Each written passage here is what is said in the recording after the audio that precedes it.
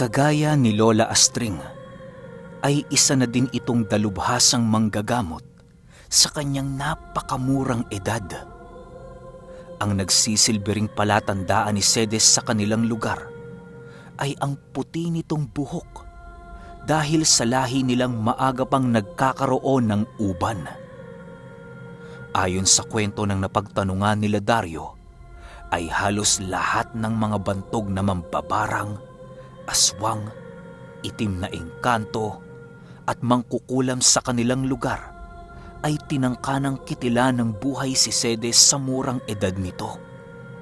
Pero ang lahat ng nagtangka sa batang manggagamot ay naging bigo at naging kabayaran sa kanilang pagtatangka ay ang kani-kanilang mga buhay. Dahil sa ginawa noon ni Cedes, kung kaya't naging mailap na sa kanya ang mga nilalang na nasa paligid. Minsan na din nila itong nasilayang pumatay ng isang aswang, gamit-gamit lamang ang isang dahon ng kugon. Hindi nila alam kung paano ito nagawa ni Cedes noong mismong oras na yon. Basta ang tanging nakita na lamang nila na sa bawat pagkumpas ni Cedes ng dahon ng kugon ay ang pagsunod naman ng katawang lupa ng aswang. Nang baliin ni Cedes ang dahon ng kugon, ay tuluyan ding nabali ang katawan ng aswang sa hindi malamang dahilan. Meron ding usap-usapan sa lugar nila noon na itong si Cedes ay pinababa ng Diyos upang kitilan ng buhay ang lahat ng nilalang na nasa panig ng kaliwa. Kaya din kulay puti na ang buhok nito dahil yon ay ang kanyang pakpak na itinatago lamang niya para hindi makita ng mga tao na isa siyang sugo ng Diyos o hindi naman kaya'y anghel na may misyon sa ating mundo. Nang maikwento na ito ni Dario sa kanyang asawa, ay halos napangiti lamang itong si Astring habang nagwiwika ng, "Isang dakilang daan ang tinatahak ng batang yon. Sana na may bago ko makabalik sa Ulutanga ay magawa ko man lang siyang masilayan o di naman kaya'y makausap." Nang marinig ito ni Dario, doon niya napansin ang pagiging masaya ni Astring habang ito ay nagsasalita. Hindi naman niya noon nagawa pang sumagot, gawa nang wala na siyang naisip na sasabihin sa kanyang asawa. Ilang oras pa noon ang lumipas at muli na namang ipinatawag si Dario sa kadahilanang mag-uumpisa na ang kanilang nalalapit na pagpupulong. Hinihintay lamang nila noon na sumapit ang takip silim upang malayang makarating sa lugar ang iba pang uri ng mga aswang. Dahil sa wala namang ginagawa noon si Lola Astring, kung kaya't pinili na din itong maglakad-lakad sa baryong kanilang kinaroroonan. Habang naglalakad noon si Lola Astring, panay naman ang pagsilay niya sa mga bahay-bahay at pagbati sa mga taga-baryong kanyang nakakasalubong. Sa pagpapatuloy ng kanyang paglalakad, ay bigla siyang nadapo sa lugar ng sauda ng baryo. Napakarami niya doong nasilayang mga mamimili at mga taong nagtitinda ng kanilang ani. Dahil sa may daladalang salapi noon si Lola Astring, kaya't pinili niyang mamili ng kani-kanilang mga kailangan. Habang siya ay nag-iikot noon sa saudan, ramdam na ramdam niya noon ang pagtitig sa kanya ng iilang kalalakihan at kababaihan. Alam ni Lola Astring na merong bahid ng kasamaan ang mga ito, kung kaya't pinili niyang maging handa sa paligid. Hindi na muna niya ninais na paramdaman ang mga ito sa pagnanasa niyang nais masubukan ang mga taglay na karunungan ng mga taga Iloilo. Ilang minuto pa ang lumipas, merong lumapit sa kanyang isang babae na nag-aalok ng inumin. "Ale, pili na ho kayo ng inumin. Masarap ho ito. Halo-halong katas ng prutas na siyang maganda sa inyong katawan." Wika ng babae. Nang marinig ito ni Lola Astring, ay ninais na lamang niyang titigan ito ng mahinahon habang nag-iisip ng sasabihin. Sa puntong yon, alam na niyang isa itong manlalason dahil sa pamamaraan nito ng pagpapado ng sakit. Nang tumango noon si Lola Astring sa sinabi ng babae, ay agaran din naman siya nitong binigyan ng inuming kanyang binibili. Habang iniaabot ito ng babae sa kanya, ay doon nasipat ni Lola Astring ang mga maliliit na bagay na siyang pasimpleng inihalo ng babae. Dahil sa kanyang mga nakita, kung kaya't pinili niyang hawakan ang kamay ng babaeng yun upang maramdaman nito ang kanyang hindi pagiging ordinaryo. "Huwag niyo akong susubukan ng mga laso na yan, Ale. Dahil nagkakamali kayo ng taong inyong pinaglalaruan." Malumanay na wika ni Lola Astring. Kasabay ng pagwika ni Lola Astring ay ang pagtitig niya ng masama sa babaeng yun na para bang meron itong hindi magandang gagawin. Segundo lamang noon ang lumipas nang tuluyan ng magpumiglas ang babae dahil sa naramdaman nitong pagkatakot. Agaran din naman itong binitawan ni Lola Astring upang hindi na nito magawa pang mag-eskandalo sa lugar na kanilang kinaroroonan. Matapos ang mga pangyayaring yon, ay pinili na lamang niyang kalimutan ang mga nangyari at nagpatuloy sa kanyang paglalakad. Habang patuloy na nagmamasid noon si Lola Astring sa paligid, ay bigla naman siyang natigilan nang masipat niya ang isang babaeng nasa edad 6 o 7 taong gulang na abala sa pagbebenta ng kani-kanilang mga gulay. Sa pagsilay niya sa batang yun, ay bigla niyang naalala ang sinabi ni Dario tungkol sa isang batang babaeng manggagamot na merong puting-puting buhok. Dala ng kuryosidad noon ni Lola Astring, ay pinili niyang tingnan ito gamit-gamit ang kanyang ikatlong mata upang makita ang enerhiyang dumadaloy sa bata. Pagtitig niya noon sa bata, ay bigla naman itong napatingin sa kanyang kinaroroonan na para bang alam nito na siya ay tinititigan ng dalubhasang manggagamot. Habang patuloy niya itong sinisipat, ay hindi niya mapigilang humanga sa presensya ng batang yon.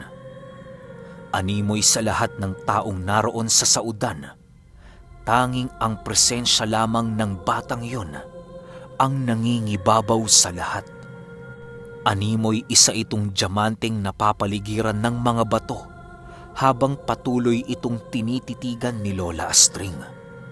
Doon din napagtanto ni Lola Astring na tunay nga ang kanyang binitawang salita tungkol sa pagkatao ng batang yon. Ninais man niya ito noong kausapin, ay hindi na niya ito magagawa sa kadahilan ng masyado ng matagal ang kanyang pananatili sa baryong yon. Bago tuluyang tumalikod noon si Lola Astring, ay pinili niyang muling masilayan ang isang napakagandang ngiti ng batang manggagamot. Alam niya din noong kahit mura pa lamang ang edad nun, ay nagtataglay na ito ng hindi mabilang na mutya. Sa pagbalik niya ng kanilang tahanan, doon bumungad sa kanya ang kanyang asawang kanina pang naghihintay. "Astring, may gagawin ka pa ba? Halika, maglakad-lakad naman tayong tatlo nila Pilo Carpio nang sa gayoy meron tayong maiwang alaala sa lugar na ito." Bungad na wika sa kanya ni Dario.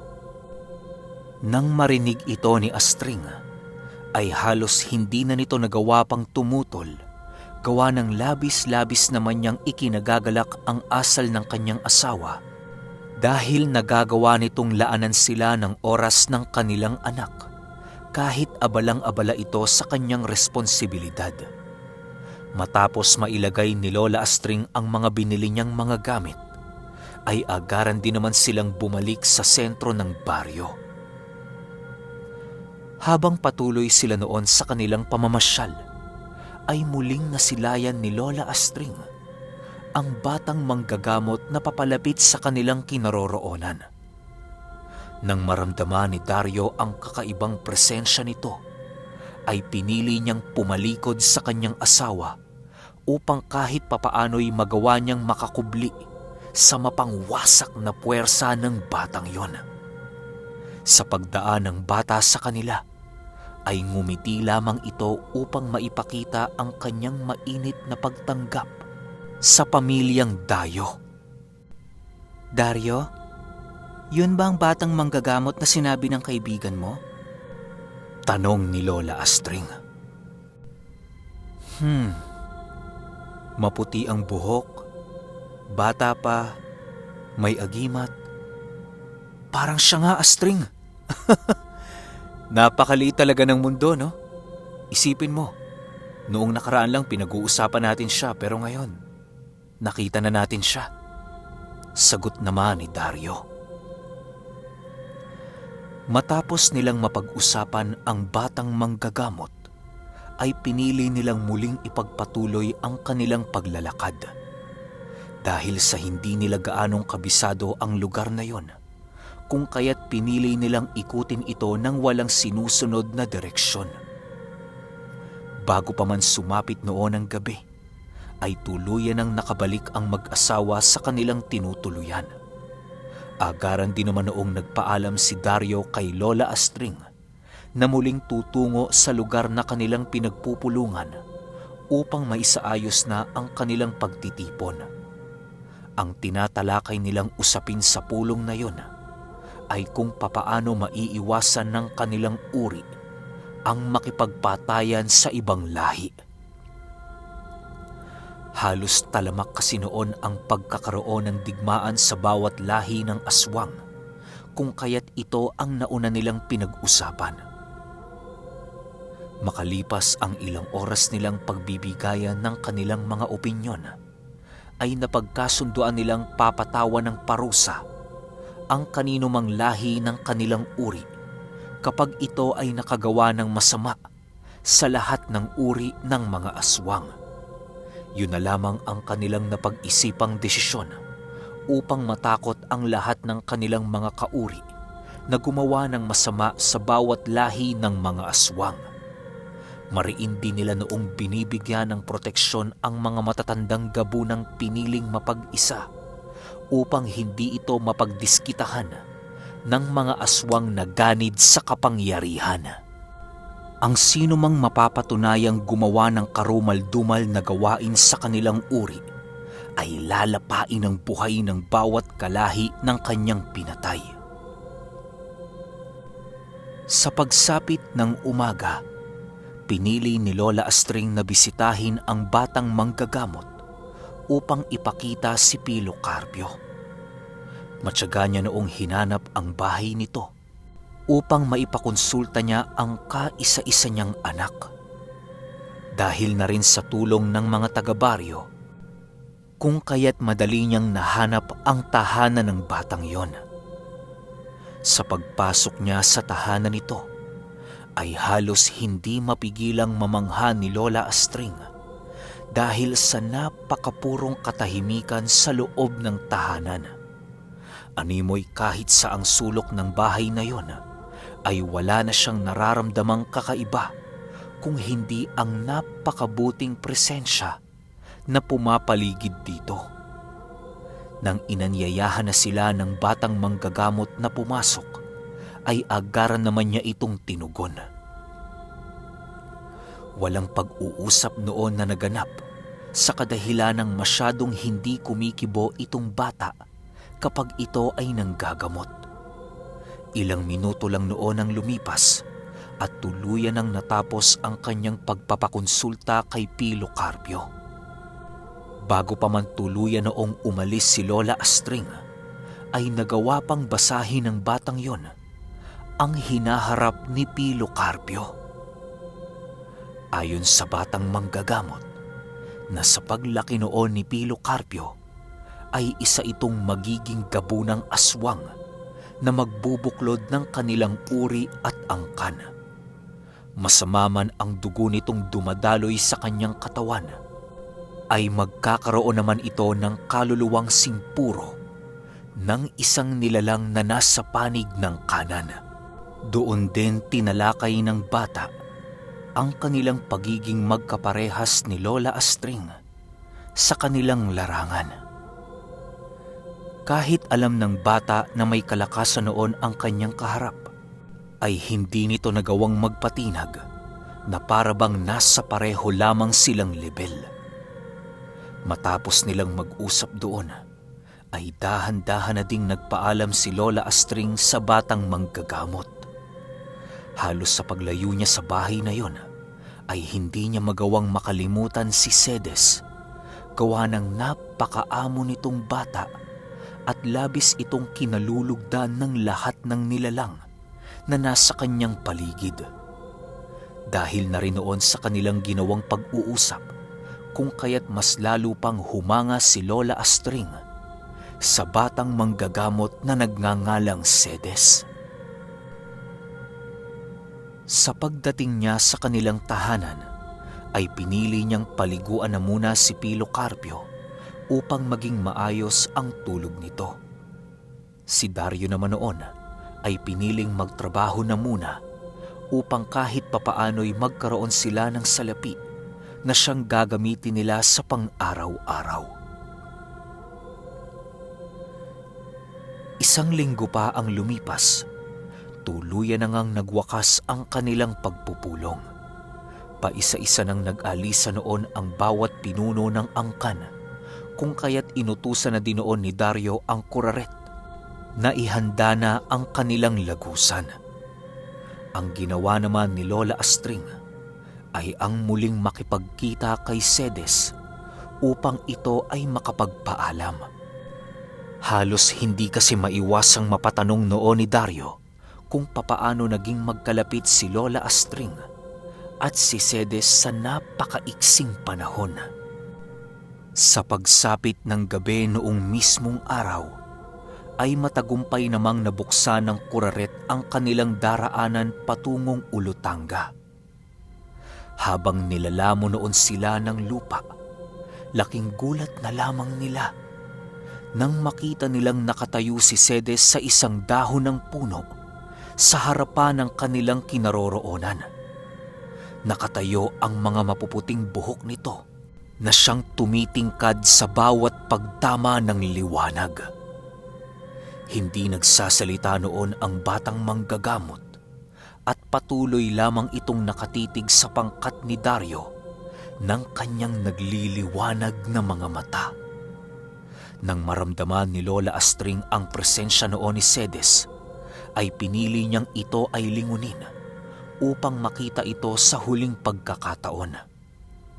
Kasabay ng pagsilay ni Lola Astring kay Cedes ay ang labis niyang pagkagulat nang masilayan niyang taglay-taglay ni Cedes ang naglahong abilidad ng kanilang tribo ilang siglo na ang nakalipas. Habang patuloy niya itong tinitingnan, doon niya muling naalala ang kanyang nabasa sa libreta sa kung ano ang mga taglay na abilidad ng mga magigiting na apo na minsang namuno sa kanilang mga ninuno. Maniwala kayo o hindi, ang nakitang kaanyuan noon ni Lola Astring kay Cedes ay ang isa sa mga pinakamalakas na taglay na abilidad ng apong minsang namuno sa kanilang mga ninuno. Habang patuloy silang nagkakatitigan noon, panay naman ang pagngisi sa kanya ni Cedes, hanggang sa hindi naglaon ay nawala na lamang ito na parabang bula. Hindi na tinangka noon ni Lola Astring na habulin ang batang manggagamot sa kadahilanang lumitaw sa kanilang kinaroroonan ang engkantong gagabay sa kanya sa lagusan patungong Ulutanga. Ilang minuto pa ang lumipas ay tuluyan na ngang bumalik sa normal ang buong paligid. Ang ginawa naman noon ni Lola Astring ay ang paghahanap ng isang punong magsisilbi niyang lagusan pabalik sa kanilang tahanan. Sa pagpapatuloy ng kanilang paglalakad, ay nadapo na nga sila sa isang patag na lugar kung saan merong isang puno ng nara na nabubuhay sa gitna nito. Alam ni Lola Astring na yon ang punong kanyang lalagusan, kung kaya't ninais niyang ito ay agarang mapuntahan. Sa pagtagos ng engkanto sa puno, ay wala namang pagdadalawang isip na sinundan ito ni Lola Astring. Pagpasok niya sa loob ng punong yon, ay bumungad sa kanya ang isang gintong daanan na kung saan napakaraming iba't ibang uri ng nilalang ang naninirahan. Sa pagpapatuloy ng kanyang paglalakad, ay agaran din naman niyang nasilayan ang dulo ng daan na kung saan naroon ang kanilang mumunting tahanan. Ilang minuto lamang noon ang lumipas, tuluyan na ngang nakatagos si Lola Astring sa lagusan na kanyang tinahak. Ang nilabasan nila noon ng kanyang anak ay ang dalawang saging na tumubo sa likod ng kanilang pamamahay. Matapos niyang masilayan noon ang mumunting kubo nila Dario, ay pinili niyang bigyan ng usal ang engkanto bilang pabuya sa kanyang kabutihang ginawa. Sa pagpasok nilang mag-ina sa loob ng kubo, ay pinili niyang pahigain na muna si Pilo Carpio upang ito ay maayos ng makapagpahinga. Ang ginawa naman noon ni Lola Astring ay ang pagsasalansan ng kanilang mga nabili sa lugar ng Iloilo. Matapos niya itong gawin, ay ninais na lamang niyang matulog upang harapin ang mga susunod na araw ng masigla. Labis-labis na din ang pananabik noon ni Lola Astring na makita ang kanyang ama na ilang araw din namang nawalay sa kanya. Bago pa man noon sumapit ang bukang liwayway, ay matagumpay namang nakauwi itong si Dario. Sa pagsapit ng umaga noong mga sumunod na araw, ay pinili nilang muling magkayod para sa kanilang mga pangangailangan. Habang naroon noon si Lola Astring sa tahanan ng kanyang ama, ay napagpasyahan niyang tumanggap na ng pasyente na siyang merong iniindang karamdaman. Noon ding mismong araw na yon, nag-umpisa ang panggagamot ni Lola Astring sa kanilang baryo. Sa paglipas pa ng ilang buwan, naging abala itong si Lola Astring sa kanyang panggagamot. Dahil sa ginawa noon ni Lola Astring, kung kaya't naging kilala siya sa kanilang baryo at maging sa karatig lugar ng Ulutanga. Sa dinami-rami ng kanyang mga napagaling na pasyente, ay halos ni isa sa mga ito ay hindi nahingian ng salapi o kahit anumang bagay na merong halaga. Ang iilan sa mga nagpupumilit ay binigyan siya ng mga manok at pato upang kahit papaano'y madama ni Lola Astring ang pagmamahal ng mga ito. Si Dario naman noon ay naging masaya sa kanyang asawa, gawa ng meron na itong pinagkakaabalahan sa kanilang bahay. Dahil na din sa pagmamahal ng mga tao kay Lola Astring, kung kaya't nagawa nitong magbayanihan upang mapatayuan ng maayos na pamamahay ang mag-asawa. Noong una, tutol pa si Lola Astring sa desisyon ng kanyang mga kababaryo. Pero hindi naman naglaon ay napapayag siya ng mga ito dahil sa labis nilang pagmamakaawa at pagkukumbinsi. Isang araw, habang abala si Lola Astring sa kanyang mga gawaing bahay, ay biglang merong lumapit sa kanyang panauhin. Alam niyang magpapagamot ito, kung kaya't agaran din naman niya itong pinapasok sa kanilang tahanan. Lahat ng mga tao kasi noon sa kanilang baryo ay malayang nakakapasok sa kanilang pamamahay dahil sa bukas ito kahit kanino man.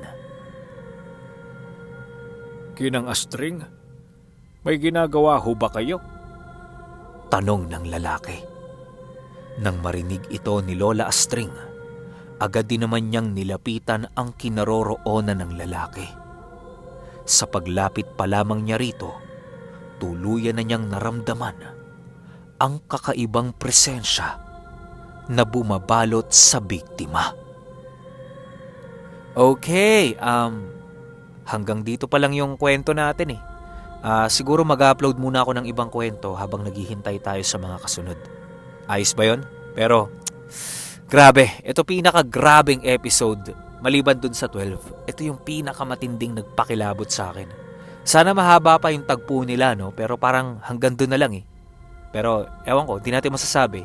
Nasa episode 13 pa lang naman tayo eh. Sana mahaba pa yung Lola Astring, no?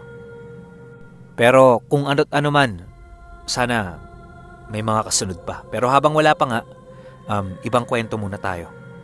Yun lang. Salamat.